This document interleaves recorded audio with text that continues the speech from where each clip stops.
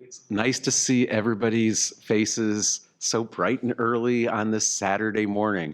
I was so engaged in our breakfast conversations that I looked at my watch and I said, "Holy wow, it's time to start. We're already 15 minutes late." And at the Cox Center, we like to run things on time, so we won't do an extensive introduction. But let me just say, I'm Michael Scharf. I'm the co-dean of the law school. I used to be the director of the Cox Center, and it is a great pleasure to welcome all of you to the 30th anniversary conference celebrating the foundation of the Cox Center way back in 1991. This is also in celebration of the 25th anniversary of the foundation of the Public International Law and Policy Group, and you'll see Paul Williams around later in the day, and you can congratulate him on all the work he has done expanding that group. I do want to do a shout out. So in the front of the room, I see Professor Jane Picker. Her husband, Sid Picker, who was a professor at our law school, was the first director of the Cox Center 30 years ago. And when we built up this amazing program, we built it on his amazing shoulders. The program has really expanded over the years. It's now rated as a top 10 program in Pre-Law Magazine, number 16th best in US News. We've had a Nobel Peace Prize nomination. We've been cited by the International Criminal Court. Our faculty includes an international chief prosecutor, a member of the US-Mexican-Canadian arbitration panel, a head of one of the biggest law firms in the world's largest international arbitration practices. And our moot court teams have done incredibly well. So we're the last American team to win the Jessup World Championship, and we've won our Region 9 of the last 20 years. We also were the third ranked team in this past year's international rounds. Our ICC moot court made it to the finals this year, and it's coached by an amazing faculty member who just recently argued a case before the real US Supreme Court. And we're the only law school in the country that has its own foreign policy radio show. And I want to invite any of you who are from the Cleveland area to tune in Tuesday night at 10 p.m. We're back from hiatus. It's called Talking Foreign Policy. It's on WCPN, that's National Public Radio, 90.3 FM. This coming broadcast, and some of the people in the conference are in it, it's on a really fun topic. It is how international lawyers were the inspiration for the TV series Blood and Treasure, which is going to be returning this fall. And so the people in this room and that are part of this conference, their lives are so exciting that they actually become the models for TV series. That's kind of cool. Anyway, we are also very happy that this conference is International Law Weekend Midwest. And that becomes possible because of our partnership with the American branch of the International Law Association. We have its president with us here today, Leila Sadat. She'll be speaking later on a panel, but I'd like to welcome her to give some opening remarks. Leila. Thank you. Thank you, Michael.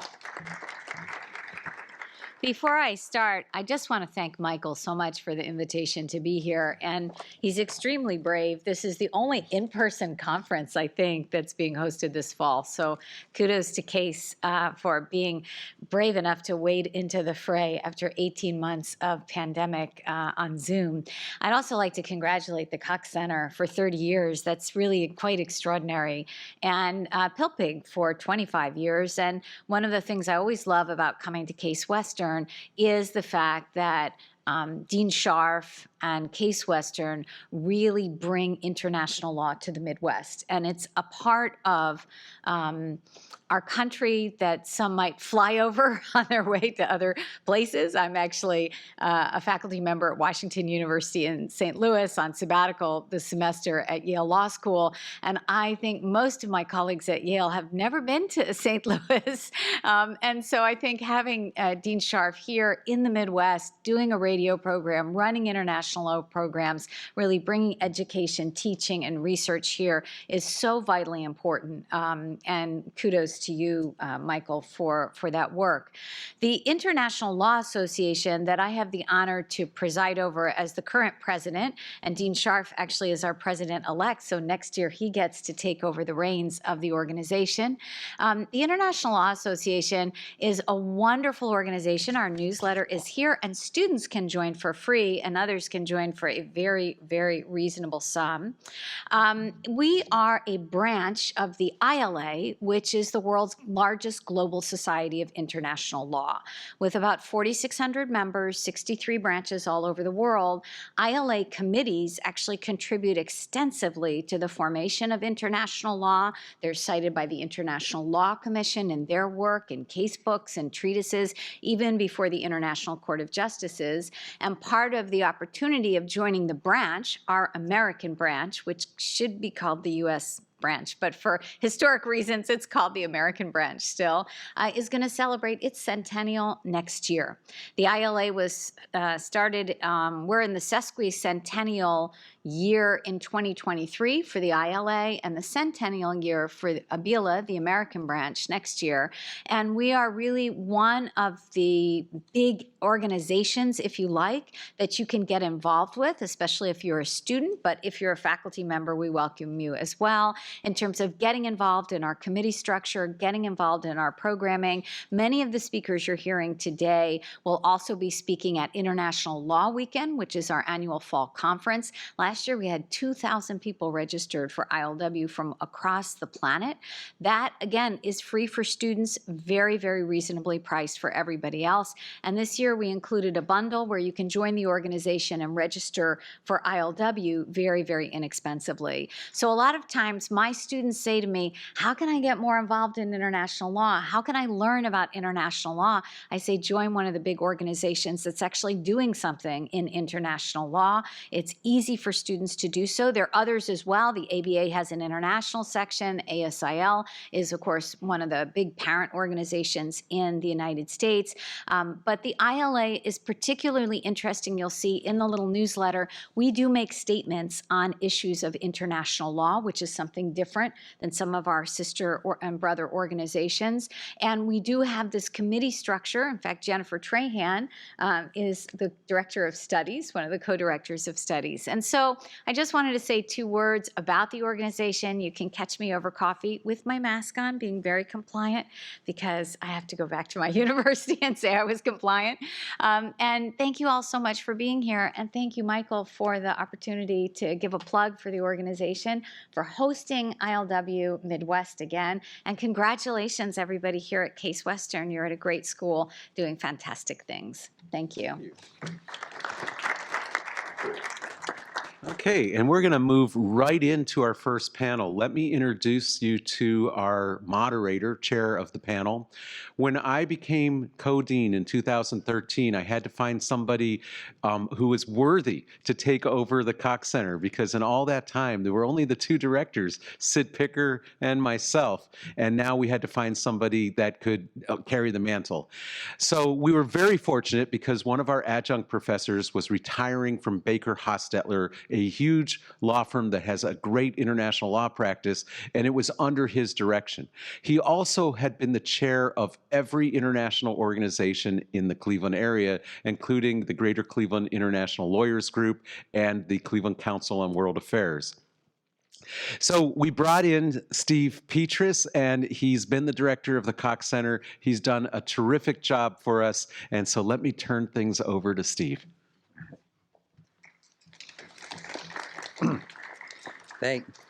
Thank you, Michael, and good morning, everyone. This morning's panel is titled The Academy and Grotian Moments. So, when lawyers are presented with a problem, they ask, what law applies? In the context of problems involving different states or nations, the sources of law can be divided into 2 big categories. One is where nations have agreed in writing, such as under a treaty or an agreement or a compact. And the other is customary international law, and that's where nations have, by their behavior and practice, recognized certain legal rights and obligations. This latter category has the principle that it applies to all nations, regardless of whether they actually signed on, such as in the case of treaties. And historically, the practices had to be continuously practiced and consistently practiced for 10, 20, 30 plus years before they could gain recognition as customary international law. However, there have been times in history where events or occurrences have resulted in almost immediate establishment of a customary international law. In 1985, Princeton professor Richard Falk coined such events as Grotian moments, honoring Hugo Groces, a Dutch scholar and diplomat who lived in the 1600s and is recognized as the father of modern international law among nations. This panel is going to look at the Academy and Grotian moments. We're going to ask questions of what events have resulted in the without the written consent of nations and without long periods of practice to solidify into customary international law. What events may be happening now that are going to become Grotian moments? And then what diligence and intellectual honesty is required of our Academy of Scholars as they try to identify Grotian moments. And we're fortunate today to have a panel of such scholars here now to answer these questions. So one at a time, I'm going to introduce each panelist, and they're going to have about 10 minutes to give their presentation. And after all four have completed their initial remarks, I'm going to do one round of questions myself, and then we're going to open it up to you for your questions. So first, to start off, we have Co-Dean Michael Scharf. Michael Scharf is the Joseph C. Hostetler, Baker Hostetler Professor of Law here at Case Law School. He also serves as the Managing Director of the Public International Law and Policy Group, a Nobel Peace Prize nominated NGO. He has led USAID-funded transitional justice projects in Uganda, the Ivory Coast, Libya, and Turkey for Syria, and maritime projects, piracy projects in Kenya, Mauritius, and the Seychelles. He also served as special assistant to the prosecutor of the Cambodia Genocide Tribunal, and during the Elder Bush and Clinton administration, he served in the Office of Legal Advisor of the U.S. State Department, where he held positions as Attorney Advisor for Law Enforcement and Intelligence, Attorney Advisor for United Nations Affairs, and Delegate to the United Nations Human Rights Convention. He is a graduate at Duke University School of Law. He clerked at the 11th Circuit Court of Appeals. And as a distinguished professor and scholar, Dean Scharf ranks among the most cited authors in the field of international law. Of relevance today, Dean Scharf wrote a book called Customary International Law in the Times of Fundamental Change, Recognizing Grotian Moments, published in 2013. Michael? Well, thank you, Steve. Yeah. Thank you very much.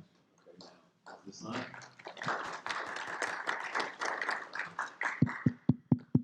Yep. Okay, it is.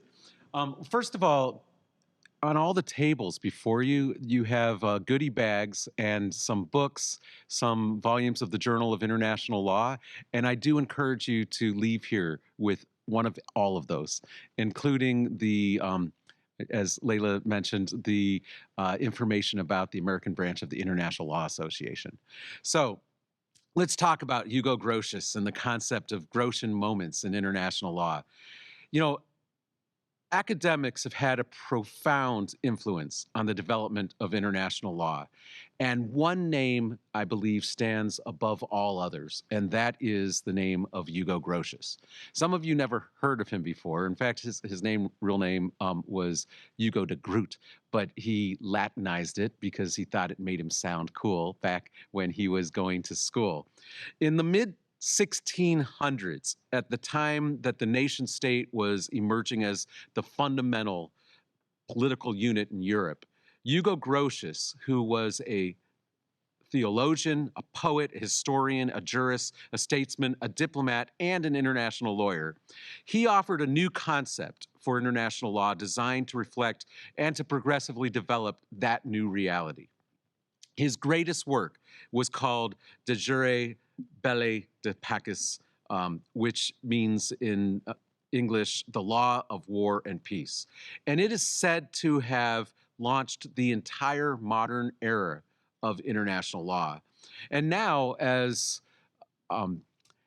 Director Petras said, tipping points and paradigm shifts in international law are often called Grotian moments. So let me tell you a little bit about this extraordinary man if you don't know his history.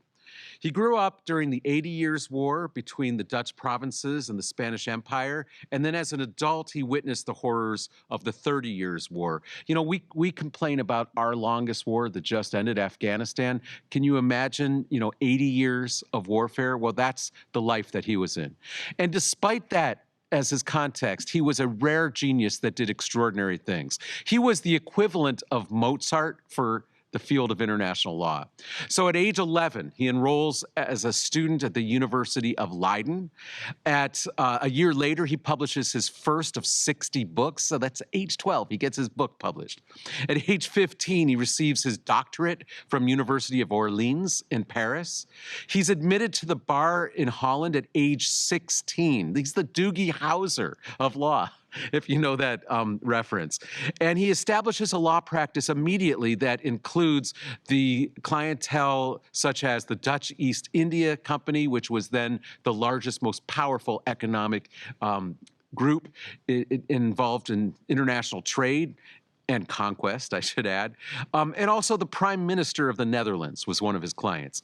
At age 24, he's appointed Attorney General of Holland, and at age 30, he becomes governor of Rotterdam. Things were going really well for him, except for there was a major change of administration, and he ended up in house arrest in a jail, in a castle. But during that period of time, he did a lot of studies. He didn't waste his time, and by 1624, he publishes his opus, De Jure Belli Pacis, The Law of War and Peace, which I mentioned. And he had impeccable timing, because that was right at the moment when the printing presses were proliferating, and his book became the first worldwide bestseller. American diplomat John Foster said in 1909 that it has been well said that his book is one of the few books that have changed the history of the world. Grotius's famous book is said to have been the blueprint for the Peace of Westphalia, which ended the 80 Years' War and the 30 Years' War and established the modern state system.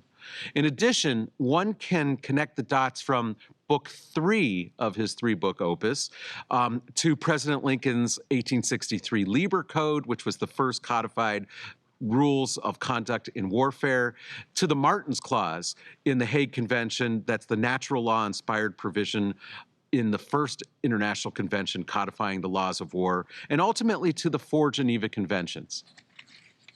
Now, not everybody agrees with the assessment that Grotius did all of these things, that the Peace of Westphalia was this important. And some people are very critical of Grotius.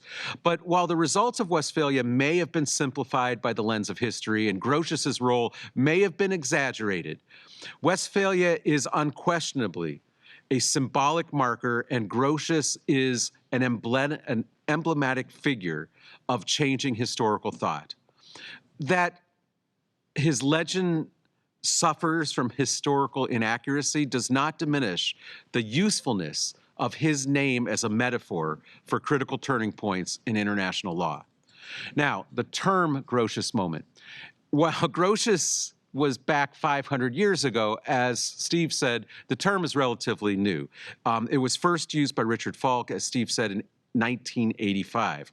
Since then, scholars, even the UN Secretary General, have referred to major turning points as Grotian moments. And more frequently, international lawyers are talking about things that accelerate customary international law because of the fundamental changes in the system as Grotian moments. Now, under the traditional view, customary international rules grow so slowly that they are discussed or described as crystallizing. You know, crystals take millennia.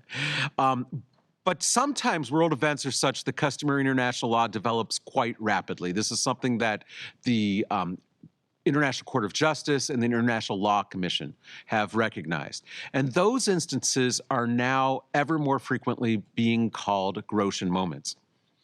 By tradition, jurists and scholars look at the two fundamental factors that Steve mentioned, widespread state practice and manifestations of an intent to be obligated, called opinio juris.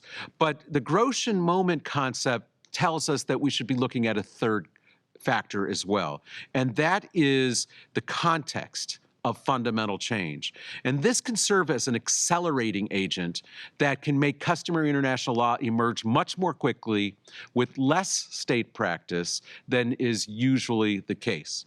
So quickly, some examples of Grotian moments from World War II.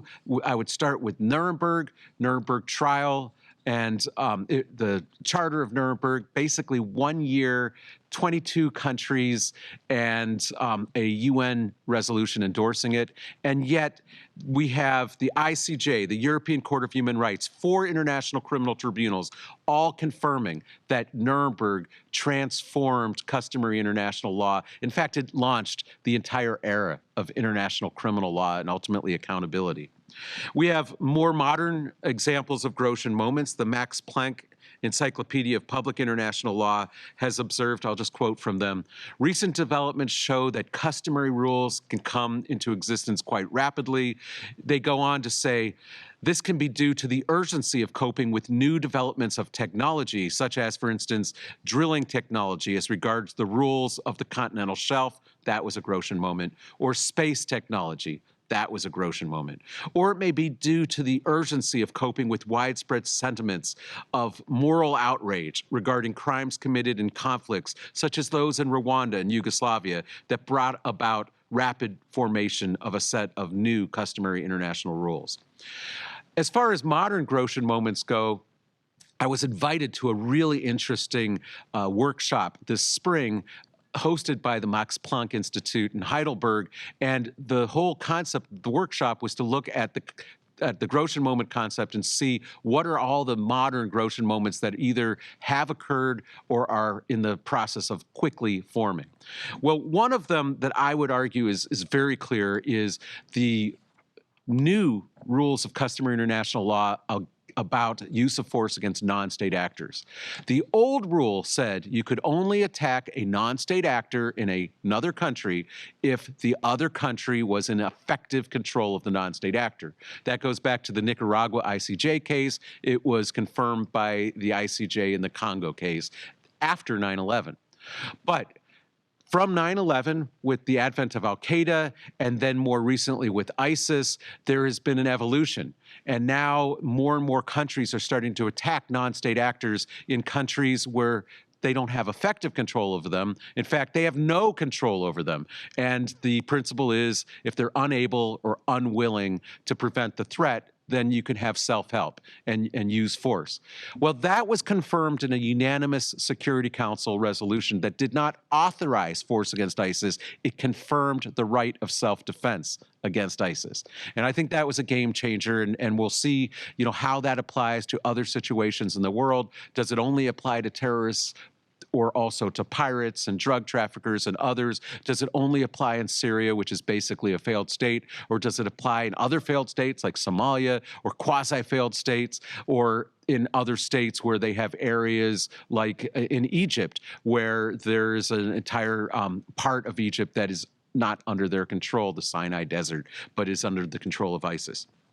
So I'm going to leave off there by saying that Grotius, with all of its faults, is an appropriate person to name this concept of accelerated formation of customary international law. It's a concept that is getting a lot of attention, and so I'm really happy that this conference is able to take a deep dive and look at it in more detail. Thank you, Steve. Thank you, Michael. Fascinating. Our next presenter panelist today is Milena Sterio, Associate Dean, Cleveland Marshall School of Law, where she is the Charles E. Emmerich Jr. Calfee Halter Griswold Professor and the LLM Programs Director. Before joining Cleveland Marshall, she was an associate in New York City for the law firm of Cleary, Gottlieb, Steen, and Hamilton, and an adjunct professor at Cornell, where she taught the International War Crimes Clinic. Professor Sterio earned her law degree from Cornell Law School and obtained her master's degree in private international law from the Sorbonne in Paris. She earned her undergraduate degrees in political science and French from Rutgers. Her research interests are in the fields of international law, international criminal law, international human rights, law of the sea, and in particular, maritime piracy, as well as private international law. Her articles have appeared in more than 7 of the top international law journals in the US. And she co-edited the book, The Legacy of Ad Hoc Tribunals in International Criminal Law, which looked at the tribunals in the former Yugoslavia and Rwanda. And she co-authored that, or co-edited that book with Michael in 2019. She, Michael, and Paul Williams authored the book, The Syrian Conflict's Impact on International Law, which was published in 2020. She has a particular interest in the concept of statehood and poses that a Grotian moment may be occurring in this area. Milena. Thank you for this. Is this on? Can you hear me? Yes. Okay, great. Thank you so much, Steve. It's truly a pleasure to be here at this very unique in-person conference. I'm really glad that I could see so many of you. We haven't seen each other in a long time, and I hope that we'll be able to see each other next year as we slowly emerge from this pandemic. It is my pleasure to continue this discussion of Grotian moments, and in particular to focus on Grotian moments and the international law theory of statehood. Now, the traditional view of international law posits that in order to be a state, you need to satisfy the 4 criteria of statehood that go back to the 1933 Montevideo Convention on the Rights and Duties of States. So to be a state, you need to be able to show that you have a defined territory, a permanent population, a government, and the capacity to enter into international relations. Under traditional international law, this positive law theory of statehood is supposed to be separate and distinct from the political acts of recognition. In other words, if you satisfy the 4 criteria of statehood, it doesn't matter whether other states choose to recognize you as a state or not. Now, before going on to speak more about these Grotian moments regarding the theory of statehood, let me just make 3 preliminary observations.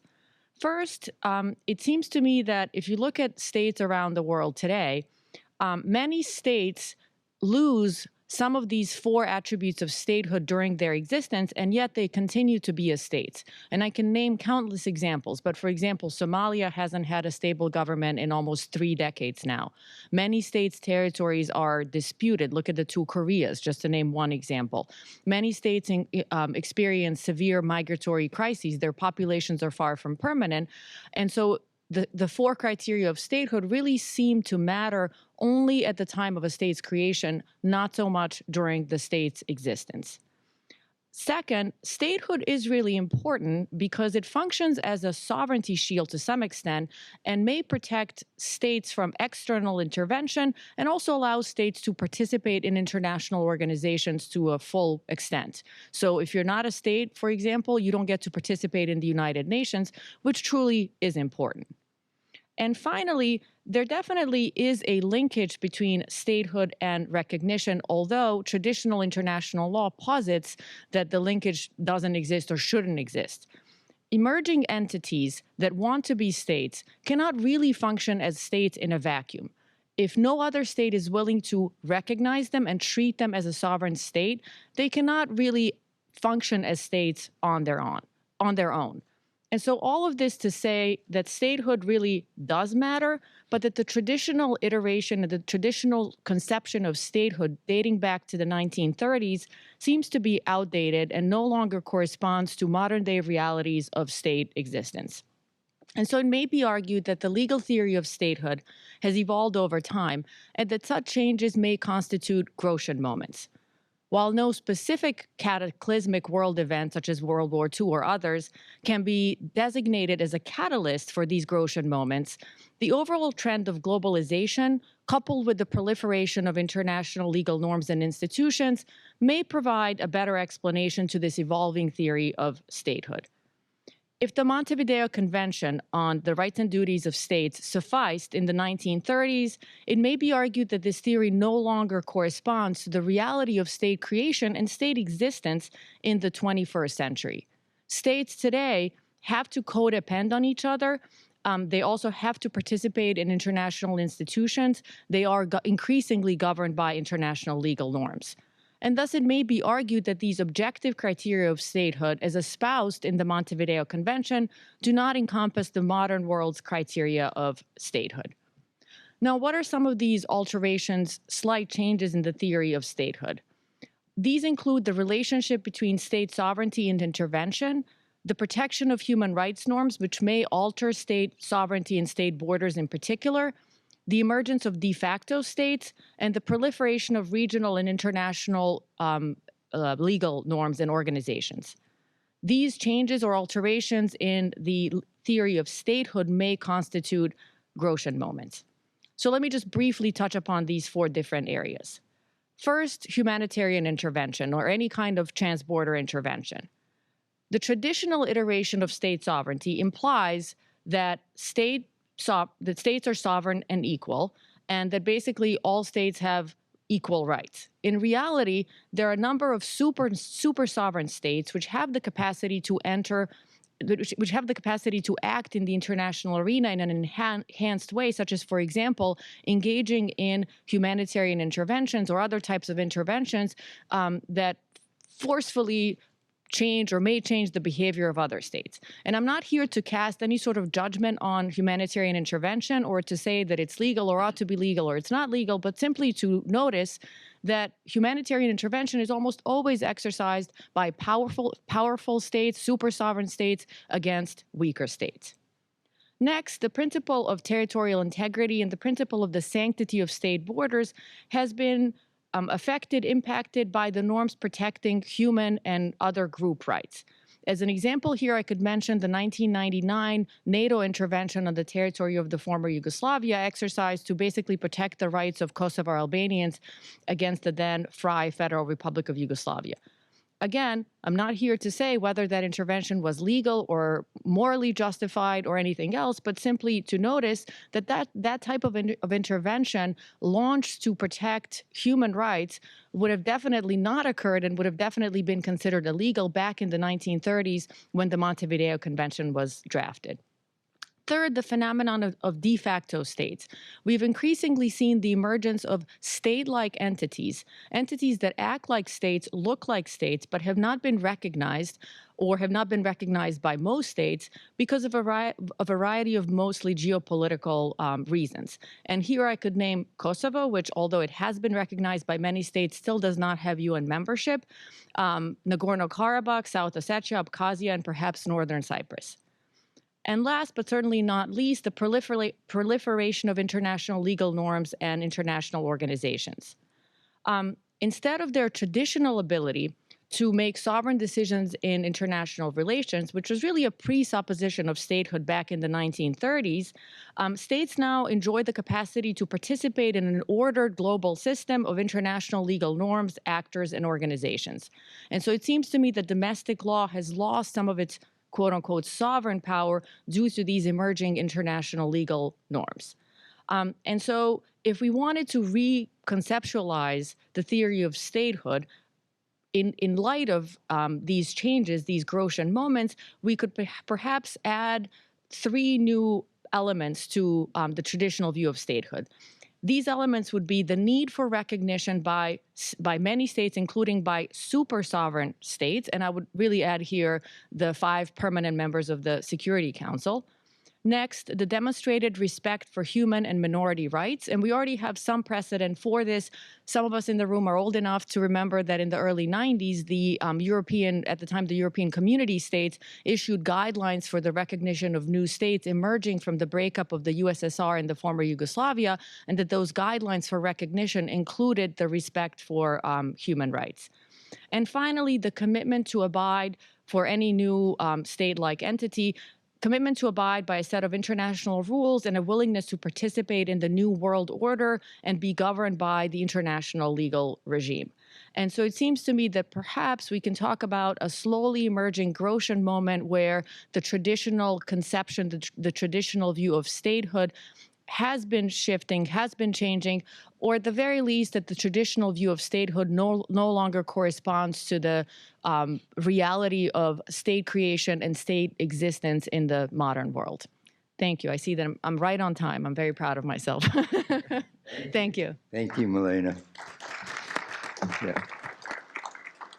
Okay, next we have Jennifer Trahan. Jennifer is the clinical professor at NYU Center for Global Affairs and director of their concentration in international law and human rights. She is a prolific scholar, having published 2 digests on the case law of the ad hoc tribunals, as well as scores of law review articles and book chapters, including the International Criminal Court's Crime of Aggression. She recently published her book titled Existing Legal Limits to Security Council Veto Power in the Face of Atrocity Crimes. She has served as one of the U.S. representatives to the Use of Force Committee of the International Law Association and holds various positions with the American branch of the International Law Association. Congratulations are now in order for her, as she has been announced to take over the position of convener from Don Ferenc of the Global Institute for the Prevention of Aggression. This institute traces its origin to the efforts of Don and his father, Benjamin Ferenc, chief prosecutor at the Nuremberg trials, to advance the goal of criminalizing the illegal use of force. Ms. Trahan received her BA from Amherst College, her JD from NYU School of Law, and her LLM from Columbia Law School. She has a particular interest and knowledge and expertise on the veto power that the permanent members have at the UN Security Council. Jennifer. Thank you so much, Stephen. Thank you for that introduction, and thank you for inviting me to this conference. So our question was... Are you guys able to hear her? It could be louder. Can we turn up the microphones, please? Just bring it closer. Okay. So thank you so much. So this panel is about Grotian moments, which is sudden accelerated formation of customary international law. So my presentation is a little bit different because I'm going to talk about existing legal limits to the veto power in the face of atrocity crimes. So I'm actually going to say we don't need accelerated formation of the law, that all the law that we need currently exists. And when I go through my legal arguments, you'll see that I draw on sources that we've had for a long time, 1948 Genocide Convention, 1949 Geneva Conventions, and I'm looking at the UN Charter. I'm looking at these very old sources.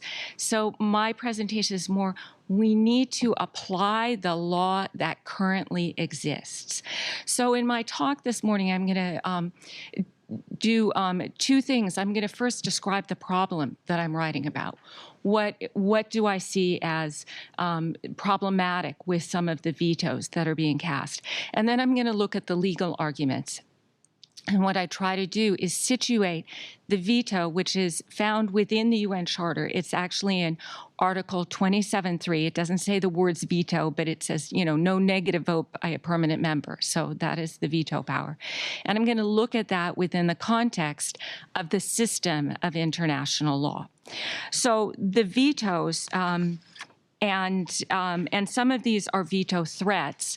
But I would say the veto threat really works the same way as the veto. So a veto is the actual negative vote, and a veto threat is a permanent member basically saying, you know, this is objectionable language, or, you know, implying we're going to veto it, and then the other members decide, well, we're not going to put that on the table for the vote because we know we're going to have a negative vote, and we, for political reasons, perhaps don't want to get that rejection. So if we go back historically, we can look at apartheid era South Africa, and there we do have a series of vetoes. It's by US, UK, and France, and they don't entirely block the Security Council. They do arguably delay the dismantlement of apartheid, because remember, the West was aligned with South Africa during this incredibly unfortunate period of its history. So the Security Council is able to act to some extent, but it is somewhat hampered. Maybe a more dramatic situation is posed by really relative passivity by the Security Council in face of all of the atrocities in Darfur, Sri Lanka, and Myanmar.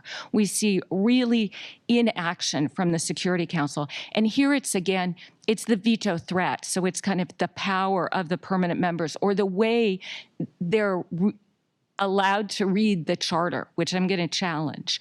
So we see Darfur, all the while we have accelerating atrocity crimes. We think the death toll is around 450,000. They're acknowledged to be war crimes, crimes against humanity. They've been indicted as genocide. I think the genocide case is quite strong. So we have accelerating death tolls. And what do we have the Security Council doing? We have at least 9 members, and that's what you would need for a council resolution to pass, willing to impose measures, and then China decides to weaken them. Weaken sanctions and weaken peacekeeping. You eventually have a hybrid peacekeeping deployment, but it's basically after the height of all the crimes has passed. And they also, through the veto threat, weaken the mandate. I trace this. I have a chronology in my book, Existing Legal Limits to Security Council Veto Power in the Face of Atrocity Crimes. My chapter 5.2 does a detailed chronology of Darfur and shows, in the face of accelerating crimes, how one member is able to weaken what the rest of the international community was willing to do. Sri Lanka, I think we have the same passivity. Myanmar, slightly different. We have one veto early on in the commission of the crimes. So in 2007, the council would have condemned the crimes. So when even condemnation can't pass, you know the council can't ratchet up to other measures. The other problem when condemnation can't even pass is the perpetrators on the ground basically realize they have a protector on the council. And that gives a sense of impunity. And of course, we have massive fueling of atrocity crimes in Myanmar.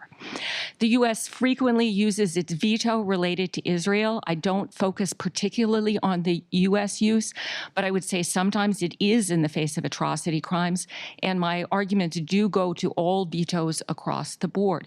But the most disappointing series of vetoes has undoubtedly been the 16 vetoes by Russia, some joined by China, related to Syria.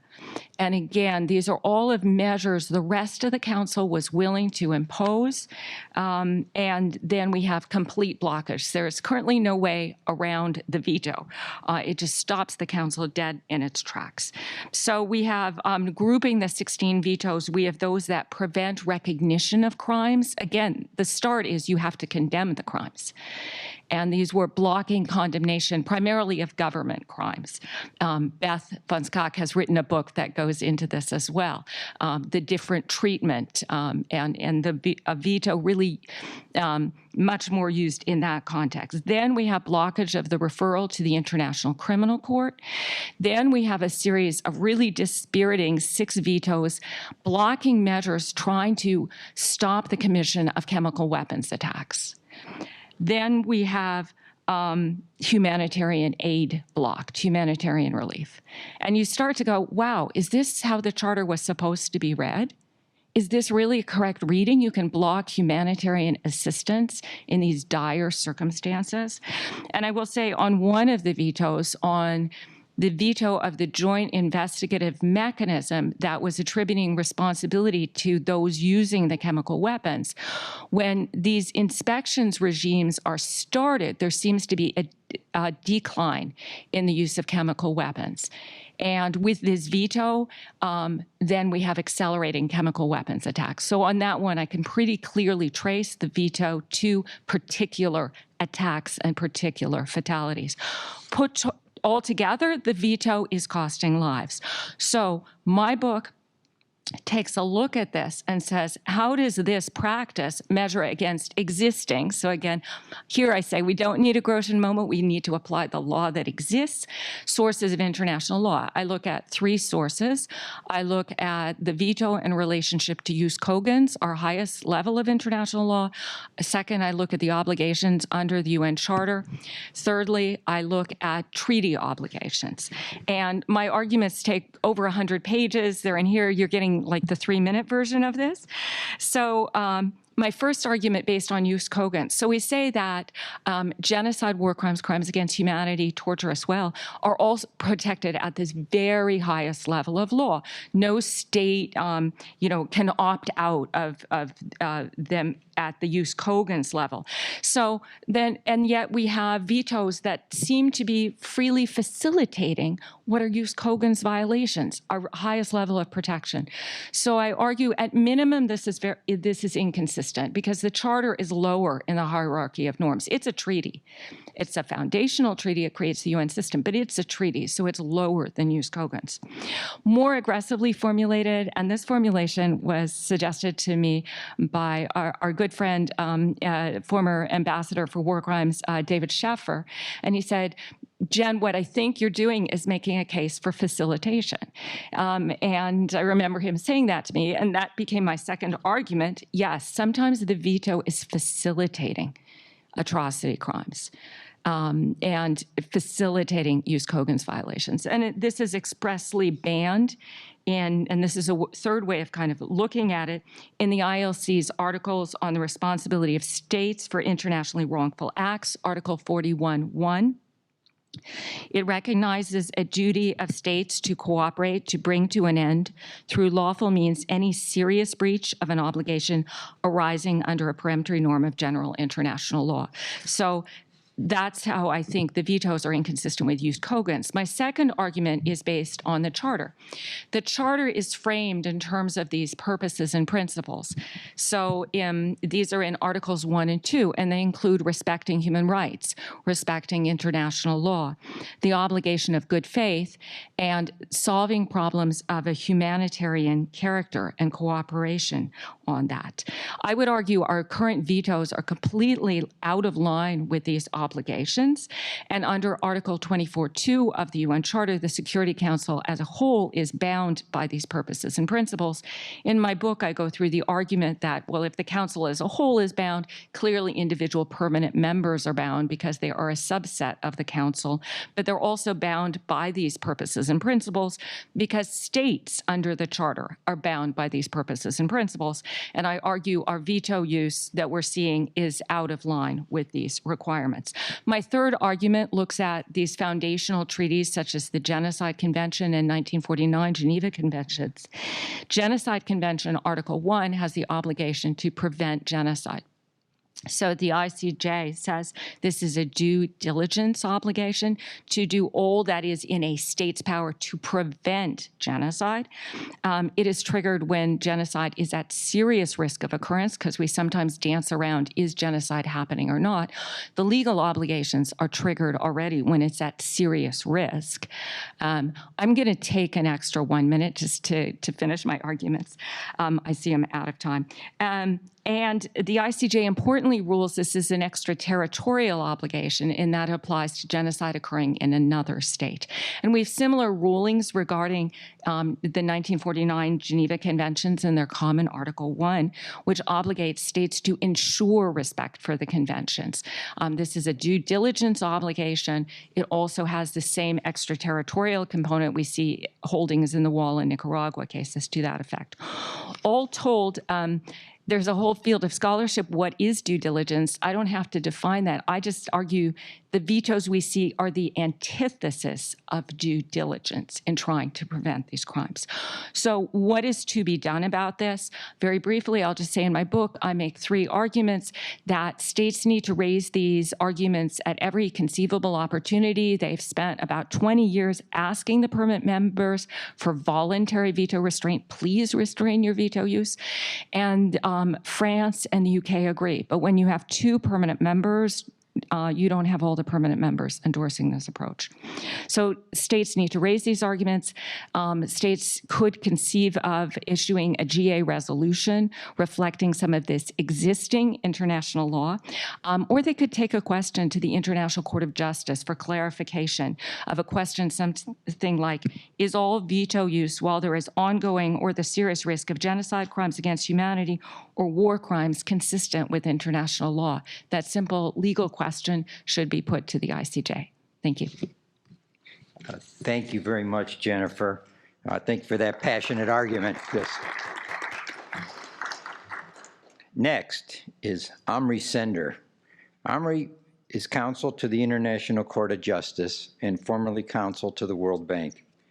Mr. Sender is a noted law scholar and practitioner advising states and international organizations on issues across the full breadth of public international law, including territorial disputes, the law of diplomatic relations, jurisdictional immunities, and the law of treaties. Mr. Sender served as counsel to states in various international dispute settlement proceedings, including those before the Court of Justice in The Hague. He previously served as law clerk to the Chief Justice of the Supreme Court of Israel. Mr. Sender is a graduate of New York University School of Law, Tel Aviv University, where he obtained his LLM, and he has his SJD from George Washington University School of Law. In 2020, he was the Polonia Scholar at the Lauterpracht Center for International Law, the University of Cambridge. Importantly, he also served at the International Law Commission of the United Nations, where he assisted the Special Rapporteur of the UN International Law Commission on the topic of identifying customary international law. Omri. Thank you very much, Steve, for this very kind introduction. I hope my mother is listening somewhere in the world. Can you hear me? Is this better? Better? Better? Oh, wait. Should we swap? So I was saying I hope my mother is listening in somewhere and heard you for giving this very kind introduction. I'd like to thank Dean Scharf for inviting me. Thank you very much. And for the opportunity to be here and to discuss customary international law, which is always an evergreen topic that is fun to debate. And I'd like to move away, if I may, from particular examples of Grotian moments, which is a term that I find very useful in describing the development of international law, and to offer some more general thoughts on the topic we have for this morning, which is the Academy and Grotian moments. And what I'd like to suggest very quickly in the time allocated to me is that there are some worrying tendencies in the scholarship today about customary international law that we should all be very aware of, and also to describe precisely why it is that it's so important that the scholarship addresses these problems and strives to more accurately describe the international law in force. And of course, as Michael has already said, international law owes a great deal to the writings of jurists. They were the first to give shape to international law and directly influence its content at a time when there were no treaties, hardly any lawmaking treaties, hardly any judicial pronouncements on international law. And really up to the 19th century, they were a principal source of international law. The authority of writers was cited in diplomatic correspondence, and international law was really to be collected from the writings of jurists. That all changed when positivism took the center stage and sovereignty became the key notion in international law, and that precluded giving writers or private actors, so to speak, any formal role in lawmaking. Then came, of course, treaties, as we said, codifying treaties and other treaties, and also more and more judicial decisions dealing with international law, and these reduced the importance of writers in expounding the existing law. Now, none of this is to say, as Jan Paulsen has said, that the scholarship on international law is the poor cousin of international law. Some might say that today, more than ever, the writers in international law are needed because the mass material of evidence of customary international law is so vast, so disordered, that only the writers can probably fulfill the important function of gathering, sifting through, distilling, and clarifying what the rules are. And that is not always open to a court that has to dispose of a particular problem in a very limited amount of time. And it is a fact that the literature continues to play a very important role in shaping juridical and judicial, including judicial opinion, and of course is constantly looked to by all actors trying to assess and apply international law. But as I wanted to point out this morning, there are 4 tendencies that are worrying in some of the current scholarship on international law, and they are harmful to the role of scholarship in helping to determine what the law is, and indeed in developing it further. And these are especially acute when we discuss customary international law, and I'd like to list them very quickly. First, and I believe Judge Greenwood said that best, there are worrying indications of a trend in international legal scholarship that is both ignorant of and determinedly detached from the practice of international law. And I think we see that more and more in scholarship that glosses over state practice, surveys it very partially or inaccurately, and ends up, or pays only lip service to it, and ends up with propositions that are detached from the reality of international relations.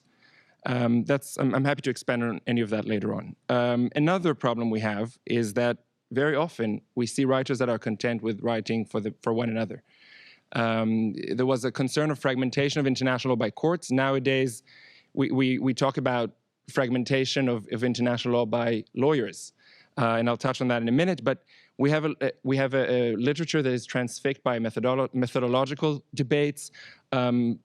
Somebody said scholarship that instead of looking to what states do, looks at what other international lawyers do, and that is something that again brings to mind Grotius, who was not secluded in the ivory tower of the academia, but whose writings, much like other prominent writers on international law like Gentili and von Martens and others, was so attached to their practice. Another contemporary challenge that I just touched upon is this increasing specialization of writers in international law. And we see that with international criminal law, with international human rights law, with international law relating to the environment. So often the very important discussions are looked at through a prism of this field or discipline and fail to take into account broader considerations that have to do with the very structure of international law, or the way this affects diplomatic relations, for example, or other fields of international law. Finally, another serious problem that's been with us for some time is the failure to uphold the distinction between law and proposal, or law and non-law, lex lata and lex ferenda. And we see that very often with authors that are very well-meaning, no doubt, and sometimes dress their political view in juridical guise. And instead of criticizing an existing law or campaigning for a new law where there isn't a law, they overstate their case, they do not qualify their argument, and they seem to find a rule where sometimes there isn't one in order to serve a very noble purpose, to be sure. So all these failings, I think, are particularly evident with customary international law. Of course, determining customary international law is more an art than a science, but there's no excuse, as I said, I think, for oversight in giving an account of what states actually do and say, and in qualifying an argument when necessary. And I think, and that's my takeaway maybe today, is to try and recall precisely why it is that it is so important that the scholarship on international law remains faithful to the method that is required and applies the requisite rigor in determining customary international law. And again, there are 4 reasons for that. One is that it is crucial for the authority of international law to separate law and proposal. Otherwise, we can't keep in check states that are supposed to follow this rule. If we want to retain their confidence, they need to understand what is law and what is not law. A second point is that at the moment of truth, when states actually have to decide whether to apply a rule, if they do not find an argument based on reality and on the facts, they can easily set that aside, and that is a risk that we should be very much aware of. Thirdly, a scholarship that is diligent and objective is a credit to the status of the particular study, but also to the status of scholarship more generally, and actually helps the scholarship to propose new law when that is necessary and to advance the cause of international law, even when that's only at the stage of a proposal. Finally, and this is something Michael Riesman has reminded us, determining international law, and particularly customary international law, has a moral dimension to it as well. And he said international law is based on consent, just as it would be profoundly immoral and intellectually dishonest to try and bind a party, a state, to a contract or a treaty it never signed onto. It would be profoundly immoral and intellectually dishonest to try and reach the same result by pretending there's a customary rule when one has not actually established a general practice accepted as law that is, of course, underlying state practice and evidence of opinio juris. So that's all for me today. Thank you very much, Omri. Outstanding. All right. So now we're going to go into one quick round of questions, starting off with Michael. How do you respond to the criticism that the Grotian moment concept is undemocratic and destabilizing? Okay, before I answer that, I want to have some direct discourse with Jennifer and Omri's positions. So let me start off by saying that, as I hear it, Jennifer is basically arguing for new wine in old bottles. And Omri is criticizing that phenomenon. So what I want to tell both of you is that if you look at history, and Omri, it's just as important to look at history and be realistic about what the politicians and diplomats are doing as it is to not over-exaggerate what is, in fact, the current status of customary international law. It turns out that most of the Grotian moments in history have been of the type of diplomats arguing for new wine in old bottles. What is known as norm pioneers, those are the people that are the ones that are creating new customary international law. And often they're very conscious of what they're doing, and they always deny that that's what they're doing. And that's important because what Omri's saying is right. Nobody wants to just say, oh, customary international law was created by some academics, some diplomats. They want to say that this was an incremental, slow evolution. But in fact, in my book that you referred to, Steve, I talk about the continental shelf, and there's a really interesting memo by the State Department. The State Department memo, which was originally classified, it's now unclassified, says that we know, and this is President Truman's legal advisor. He says, we know that current customary international law does not allow us to claim that the continental shelf of the Gulf of Mexico is ours to exploit. But we're going to make up this argument that says that it is, and it always has been. We're going to call it the natural prolongation. And we're going to say this isn't new law. This is just an extension. And guess what? Because of the moment in history, the rest of the world was able to accept that. They would not have accepted it if he had said, this is brand new. And all of the customary international law Grotian moments are of this type. So, Jennifer, your argument for application of the Genocide Convention, reinterpretation of the UN Charter, I love those arguments, and I think maybe their day will come. But when they're accepted, they will constitute Grotian moments, because that's how every Grotian moment is. You have norm pioneers like Jennifer arguing that this is not new law. And Jennifer, when you say, let's go to the ICJ for clarification, that clarification will be the moment of crystallization of the Grotian moment. So these are paradigm shifts, potentially, that you're talking about with enormous impact. And I would say, and the reason we invited you to the panel is because I would say those are, in fact, Grotian moments. So, you know, I'm sorry I ignored your question, but I thought it was more important to address that issue. All right, So- thank you. Yes. Okay, there's a response. Omri, yes, yeah. Thank you, Michael, for really making clear that customary international law can be engineered. And there's no doubt about that. It's not just a haphazard bottom-up process, but there is a distinction to be made between scholars and diplomats. Diplomats are agents of the state, and as such, they have lawmaking capacity that scholars do not have. So that is precisely the type of distinction I was trying to draw between what scholars can and cannot do, should and should not do, and of course, that is not to say that customary international law cannot develop very quickly. Indeed, it must develop very quickly, and it does so very often. Thanks. Yes, Jennifer, of course. We've gone off script here, but so I do agree. Academics, you know, we can write, but we can't really, you know, there's limits to what we can do. So I was pondering when I wrote this book. Well, I have these legal arguments. How do I operationalize them? Right? Because I'm only an academic. I can't get into the UN. I can't influence the GA, et cetera. And I agree, it's really states who need to be the drivers, which is what Omri said. I do think states need to take up these arguments, and I've been meeting with legal advisors of many states and making these arguments and hitting a fair amount of receptivity, a lot of interest. There's huge frustration with the way the veto has been used, particularly related to Syria. So I see the frustration at its apex because a lot of states did want to do measures, and you even see, you know, shifting to the General Assembly. What can they do? And you created the Syria mechanism. So there is huge frustration, but actually states need to drive this.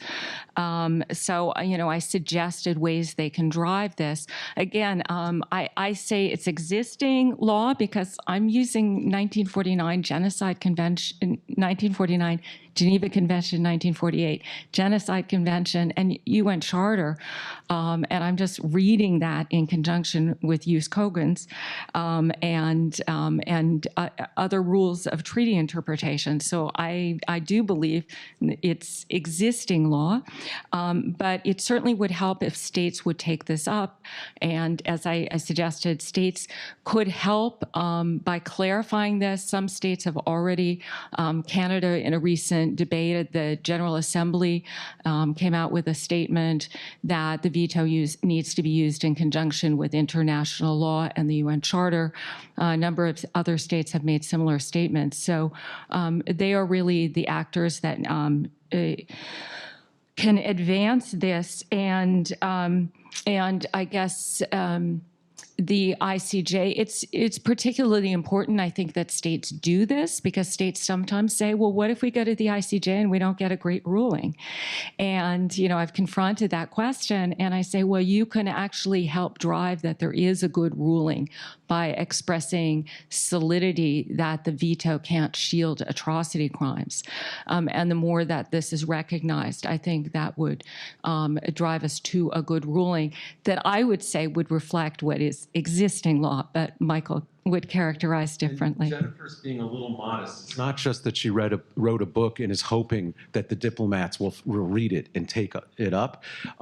Jennifer has convened meetings, workshops with the diplomats, and has systematically begun to socialize these concepts among the diplomats. And this is one of the most effective things that academics can do. Another great example of that, I'm looking at her in front of me, is what Layla Sadat did with the Crimes Against Humanity Convention. Same thing. Started out as some academics talking about it, then workshops, then getting groups of diplomats to talk about it. But the academics academics were driving that. And it is not just that the diplomats, Omri, are on one side and the academics are on another side. These academics, like many of us in the room, were diplomats. We spent years in practice. We continue to do so. And so there are overlaps and there are connections between the two. Thank you. That was a rousing debate. So the purpose of this, I want to extend that debate in another direction, and that is to ask Milena Sterio about the concept of a Grotian moment in looking at what constitutes statehood. And in particular, we've got an issue right before us now. You know, the Taliban has taken over Afghanistan. Who represents Afghanistan? Thanks, Steve. So Afghanistan has definitely been in the news lately, and I just wanted to point out that this issue of who represents Afghanistan actually has to do with the recognition of governments as opposed to recognition of states. Although I do want to go back to my arguments about the legal theory of statehood and point that perhaps for Afghanistan, one might say that today it no longer satisfies one of the four criteria of statehood. If we think of, for example, having a stable government as one of the criteria, you might say, well, you know, we don't really know what that government is. But the other issue, recognition of governments, is an important one in international law and somewhat unsettled. And there are basically two almost, you know, opposing views, if you will, on recognition of governments. One would say that so long as a government exercises effective control over the territory of a state, it then gets to represent that state. So under that view, we don't really care as to what that government is or what that government might be doing. So long as it has effective control, it gets to represent the state. And there are certainly advantages and disadvantages to this view. One disadvantage, obviously, is then we cease talking about the legitimacy of that government and simply accept it as the de facto government of that state. But the one obvious advantage is that then you're actually, when you're dealing with that government, you're dealing with the entity that actually has control over that state. The other view is that we only accept governments as legitimate representatives of the state if that government has legitimacy. So for example, if it came to power through constitutional means, if it respects human rights. And there's some precedent for this view. For example, most states still view the Yemen president, the exiled president Hadi, as the legitimate president of Yemen, although the country has been under the control of the Houthi rebels, or certainly significant portions of the country have been. And for example, when the Haitian president Aristide was ousted in a coup, many states said, no, he still is the legitimate representative of that state. And so to go back, Steve, to your question about Afghanistan now, it really depends. It does appear that the Taliban have effective control over most of Afghanistan. And so under that theory, on the recognition of governments, one would have to say they are the current government of Afghanistan. If, on the other hand, you accept this view that only legitimate governments that respect some fundamental international legal norms get to represent a state, then you might push back and say, no, we don't accept the Taliban so easily. And so, for example, for the U.S., what does that mean?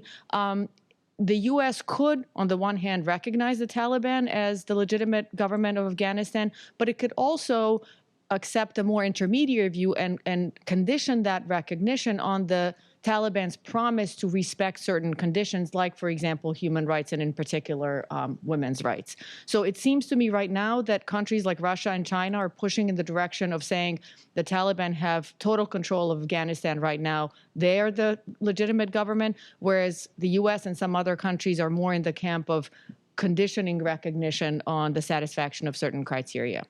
Thank you. Well, I see that we're close to the end of our session, but we do want to open it up to questions, at least one or two questions. Yes.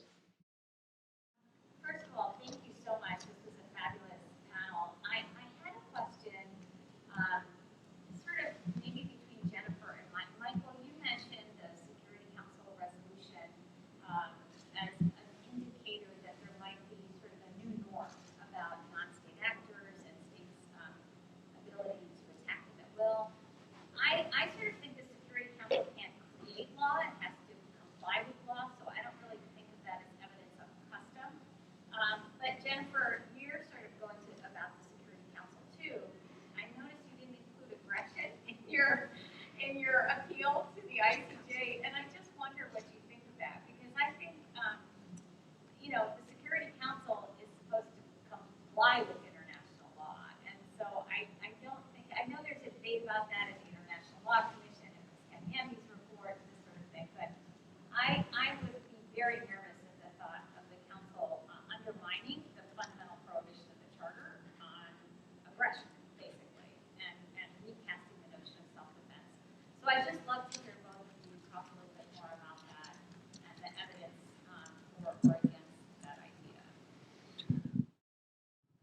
So there's been a lot written about the fact that when you have an emerging principle of customary international law, that the General Assembly or Security Council, in a resolution that is fully representative or completely unanimous, can sort of push you over the goal line to codify, to crystallize customary international law.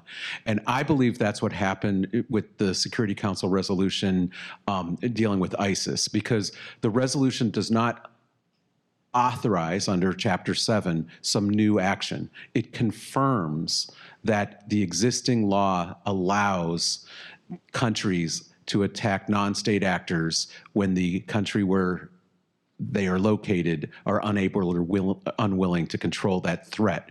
And after the Security Council said that, there was universal acceptance of that. And so it wasn't just the Security Council, but then it was the reaction of the countries. And, I said earlier, I'm not sure the contours yet, because it's always, and this goes back to Omri, it's always hard in the middle of international flux to know what the contours are, whether you really have a development of customary international law. So you have to be really careful about these things. But in that case, it's now been several years. That resolution and the principle have been cited over and over again. I think it has ripened into new customary international law. And it's pretty radical departure, because the ICJ was very much pushing against that development, saying, no, we meant it when we said you have to have a government in control of the non-state actors in order for a foreign government to intervene. I don't think that's the law anymore. And there were a number of members of the ICJ that said that was bad law, and I think that helped also. So yes, I think the Security Council, not by fiat, not by a Chapter 7 resolution, but rather by confirming unanimously that the law is something different than it was before, that can help codify customary international law. The same way the Nuremberg principles established by Universal Declaration of the UN General Assembly did. Leila, thank you so much for that question. I don't in any way mean to leave off the crime of aggression. I left it out of my book for a couple strategic reasons. The crime of aggression is incredibly central. We're here discussing the Nuremberg tribunal. So, and we have to recognize counts 1 and 2 in the indictment were for crimes against the peace, also known as the crime of aggression. And in the judgment, the tribunal frames it as the supreme international crime, differing only from other war crimes in that it contains within itself the accumulated evil of the whole. So the notion that we don't get into war crimes if we don't have the war. So it really is central. So it was very strategic that I didn't go there. The use of force norms in the Charter are also recognized at this very highest level, and the Security Council must be acting in accordance to those. If you look at the world stage today, you see far too much armed conflict. We've had it for time immemorial, and there are those pushing back. It's really those working in the field of international law. It's those who were at Nuremberg, those who created the Peace Palace in The Hague in 1913, the Kellogg-Briand Pact. There's a huge push against unlimited recourse to use of force. It is incredibly central. We don't have a lot of enforcement. The International Criminal Court finalizing the negotiations on the fourth crime, the crime of aggression, and putting into the Rome Statute was an attempt at getting enforcement. This was a very strategic move by me that I said, my arguments are difficult enough. Let me cabin them for now to what I term atrocity crimes. So I said, let me just make it regarding genocide, war crimes, crimes against humanity. I think the logical extension of my arguments is they would also apply to the crime of aggression, but we're just having such difficulty making inroads in that crime that we're almost, need a separate development and a separate push to ensure its centrality.